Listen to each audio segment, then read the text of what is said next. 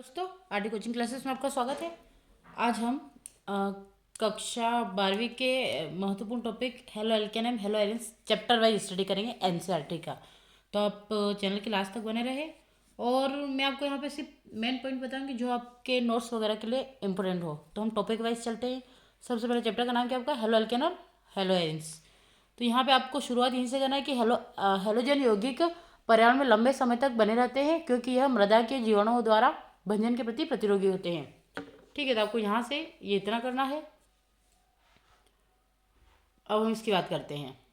तो एलिफेटिक अथवा aromatic hydrocarbon के हाइड्रोजन परमाणु का हेलोजन परमाणु द्वारा प्रतिस्थापन, आपको खाली ये लिखना है कि एलिफेटिक एरोमेटिक हाइड्रोकार्बन के हाइड्रोजन परमाणु का हेलोजन परमाणु द्वारा प्रतिस्थापन होने से क्रमशः एल्किल हैलाइड तथा एरिल हैलाइड बनता है। अगर ठीक है तो आप देख लीजिएगा।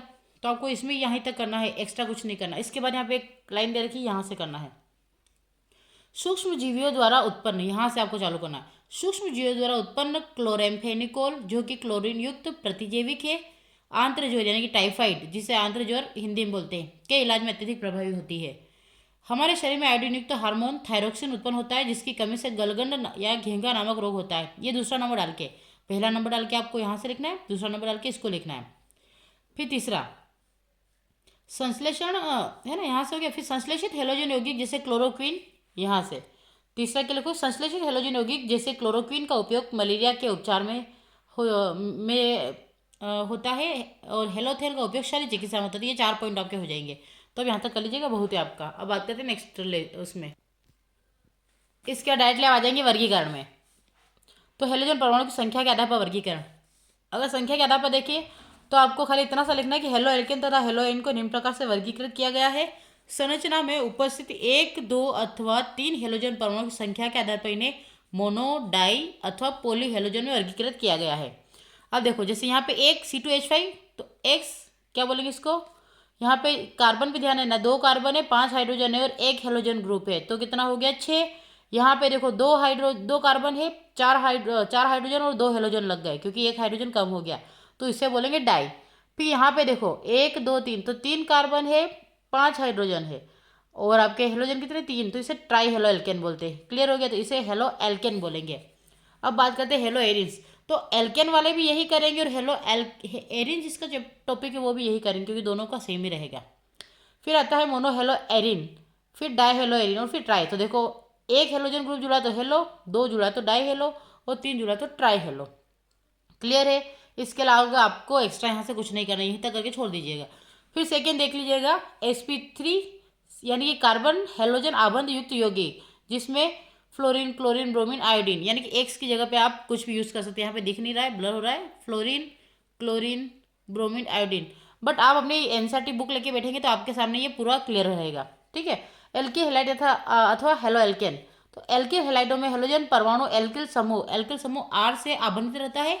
ये एक सजातीय श्रेणी बनाते हैं जिसे CnH2n+X से प्रदर्शित करते हैं।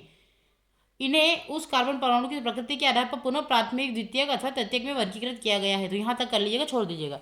फिर आप ये तीनों एग्जाम्पल दे दीजिएगा, प्राथमिक का, द्वितीय और तृतीय। देखो अगर इस ये जो है एल्किल समूह से जो कार्बन, इस कार्बन से डायरेक्टली हेलोजन जुड़ा इससे प्राथमिक, अगर इससे अगर 2 एल्किल ग्रुप जुड़े तो इसे द्वितीयक बोलेंगे। और अगर 3 हेलोजन से जुड़े कार्बन को देखना है, ये हेलोजन से जुड़ा कार्बन है, इससे 1 एल्किल समूह जुड़ा इसलिए प्राथमिक होगा। अब यहाँ से हेलोजन से जुड़ा कार्बन, इससे 2 एल्किल समूह जुड़े इसलिए द्वितीयक होगा। और यहाँ पे हेलोजन को देखिए, यहाँ से 2 है ना, तो इस कार्बन से 1, 2, 3 जुड़े इसलिए तृतीयक हेलोजन होगा। क्लियर हो गया। अब बात करते हैं एलिलिक हैलाइड, मोस्ट आईएमपी। यह वे यौगिक होते हैं जिनमें हेलोजन परमाणु कार्बन कार्बन द्विकाबंध यानी कि डबल बॉन्ड के समीपवर्ती sp3 संकेत कार्बन परमाणु से आबंधित रहता है, अर्थात एक एलिलिक कार्बन से आबंधित होता है। फिर आता है, तो इसमें देख लो ये कार्बन जो है हेलोजन से जुड़ा हुआ कार्बन के डबल बॉन्ड से जुड़ा हुआ है, कार्बन के पास वाला कार्बन है ना डबल बॉन्ड से जुड़ा हुआ है, तो इसे बोलेंगे एलिलिक। जैसे यहाँ पे देखो कार्बन के पास वाला कार्बन डबल बॉन्ड से जुड़ा हुआ है, हेलोजन जिससे जुड़ा है उसके पास वाला जो कार्बन है वो डबल बॉन्ड से जुड़ा है, उसे एलिलिक बोलते हैं। अब बेंजिलिक की बात करते हैं। तो इस प्रकार के यौगिकों में हेलोजन परमाणु एरोमेटिक वलय से जुड़े sp3 संकेत कार्बन परमाणु से आबंधित रहता है, जैसे बेंजीन है CH2X और ये आपका ही आ गया। क्लियर है। तो इतना आप एग्जाम्पल दे दीजिएगा, आपका काफ़ी होगा। अब बात करते हैं आगे। इसमें भी आप तीसरा प्रकार दे देंगे। इसमें sp2CX आबंध युक्त यौगिक, इस वर्ग में शामिल है वाइनिलिक हैलाइड और एलिल हैलाइड, तो ये दोनों आप पूरे लिख लीजिएगा। अब बात करते हैं नामकरण पद्धति। नामकरण पद्धति में आपको खाली पूरा नहीं करना है, इतने यहीं से करना है। एल्किल हैलाइडों के सामान्य नाम, यहाँ पे जो मैंने हाईलाइट कर रखा है, एल्किल हैलाइडों के सामान्य नाम को व्युत्पत्ति करने यानी कि उत्पत्ति करने के लिए एल्किल समूह का नाम लिखने के पश्चात हैलाइड का नाम लिखा जाता है। और नामकरण की आईयूपीएसी पद्धति में एल्किल हैलाइड का नामकरण हेलो प्रतिस्थाप्य हाइड्रोकार्बन के रूप में किया जाता है। यहाँ तक कर लीजिएगा। इसके बाद यहाँ पे आ जाएगा, यहाँ के बाद यहाँ पे डाई हेलोजन उत्पन्नों के लिए सामान्य प्रणाली में ऑर्थो, मेटा तथा पेरा पूर्व लग्न का उपयोग करते हैं।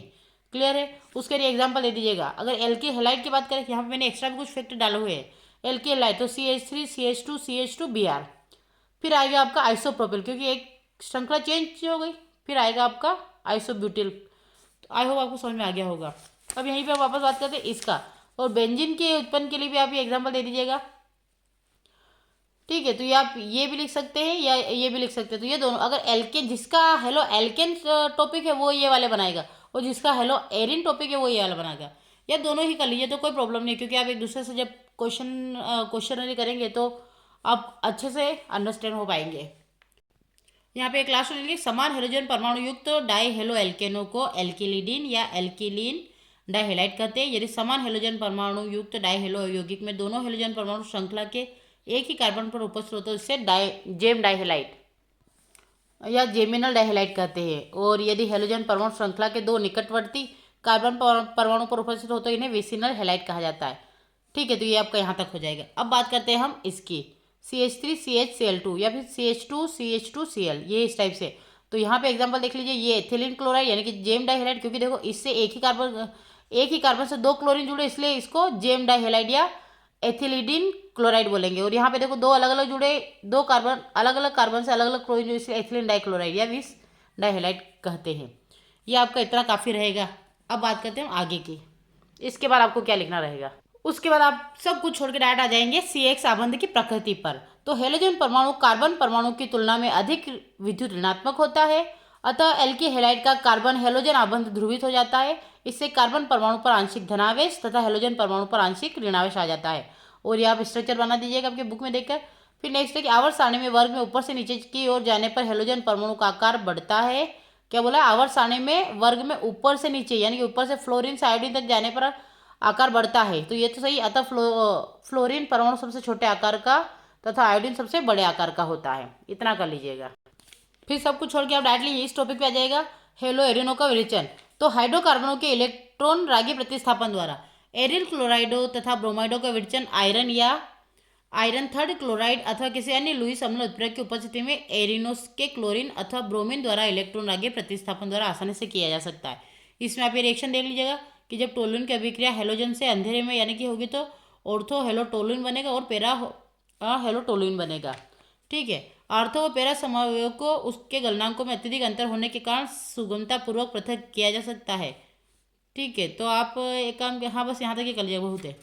फिर आता है नेक्स्ट सेकेंड वाला, एमिनो से सेनमेर अभिक्रिया। तो आप डायरेक्टली यहाँ पे सेनमेर अभिक्रिया की लैंग्वेज डाल के सेनमेर अभिक्रिया चिपका देना, और सेन अभिक्रिया हो तो ये वाली रिएक्शन लिख देना। और सेनमेर अभिक्रिया की आपके पास रेफरेंस या गाइड है ही सही, तो आप उससे थोड़ा नोट कर लीजिएगा, तो ये आपका टॉपिक क्लियर हो जाएगा। अब आते हैं हम भौतिक गुण पे। तो इस भौतिक गुण की बात करें, इस शुद्ध अवस्था में एल्किल हैलाइड रंगहीन यौगिक होते हैं, परंतु ब्रोमाइड तथा आयोडाइड प्रकाश के संपर्क में आने पर रंगहीन हो जाते हैं। अनेक वाष्पशील हेलोजन युक्त यौगिक सुगंधमय होते हैं। हो गया भौतिक गुण। अब गलनांक और क्वथनांक की बात करें तो methyl chloride, methyl bromide, ethyl chloride तथा कुछ क्लोरोफ्लोरोमेथेन कमरे के ताप पर गैस के रूप में होते हैं, जबकि उच्च सदस्य द्रव अथवा ठोस होते हैं। जैसा कि हम यहाँ तक ये कर लीजिएगा, होते हैं। फिर यहाँ से कर ले नेक्स्ट पॉइंट पे कि कार्बनिक हेलोजन यौगिकों के अणु सामान्यतः ध्रुवीय होते हैं यानी कि पोलर होते हैं। और उसके बाद यहाँ से उच्च ध्रुवता एवं जनक हाइड्रोकार्बन की तुलना में उच्च आणविक द्रव्यमान होने के कारण हेलोजन उत्पन्नों में प्रबल अंतराण्विक आकर्षण बल होते हैं या विद्युत वान डेर वाल्स होते हैं। ये इतना कर लीजिएगा, काफ़ी होगा। फिर लास्ट में यहाँ पे आ जाइएगा आप डायरेक्टली, यहाँ पे आपका एल्किल हैलाइडों के क्वथनांकों के घटने का क्रम, तो alkyl iodide, alkyl bromide, alkyl chloride और एल्किल फ्लोराइड। तो सबसे ज़्यादा होगा आयोडीन का क्या क्वथनांक, और सबसे कम होगा फ्लोरीन का।